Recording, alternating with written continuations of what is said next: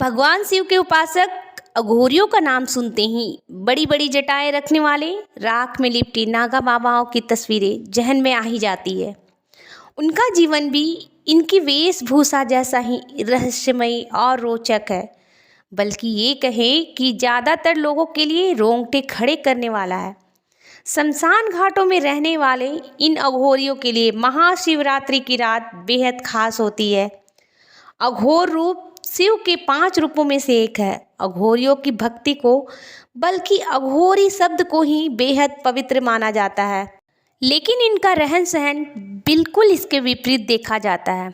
उनकी तंत्र साधना का अजीब तरीका खुद को पूरी तरह से शिव में लीन करने के लिए होता है। अघोरी शमशान घाट में रहते हैं, शव पर बैठकर साधना करते हैं। उनकी साधना का एक और तरीका एक पैर पर खड़े रहकर शिव की आराधना करना भी है। रातों में जागकर अर्धजली लाशों को निकालना और उनके साथ तंत्र क्रिया करना इनके जीवन का अहम हिस्सा होता है। तंत्र साधना के दौरान मांस और मदिरा का भोग भी लगाते हैं।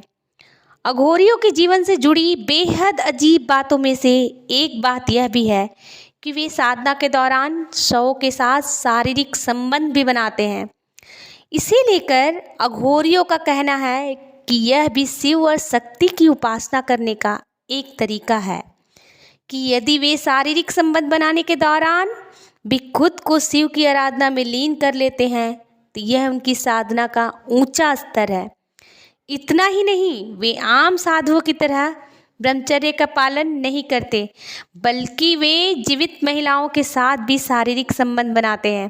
शमशान घाट में रहने वाले अघोरी अधजली लाशों का मांस भी खाते हैं, उनके द्रव्य का भी उपयोग करते हैं।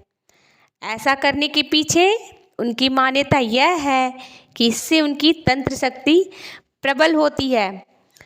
इतना ही नहीं, वे मानव खोपड़ी के भोजन रखने के पात्र के रूप में उपयोग करते हैं और नरमुंडों की माला भी पहनते हैं। अघोरियों का मानना है कि हर बच्चा अघोरी के रूप में ही जन्म लेता है। बच्चों को भोजन और गंदगी में कोई फर्क नहीं पता होता, वैसे ही अघोरी हर गंदगी और अच्छाई एक ही तरह से देखते हैं।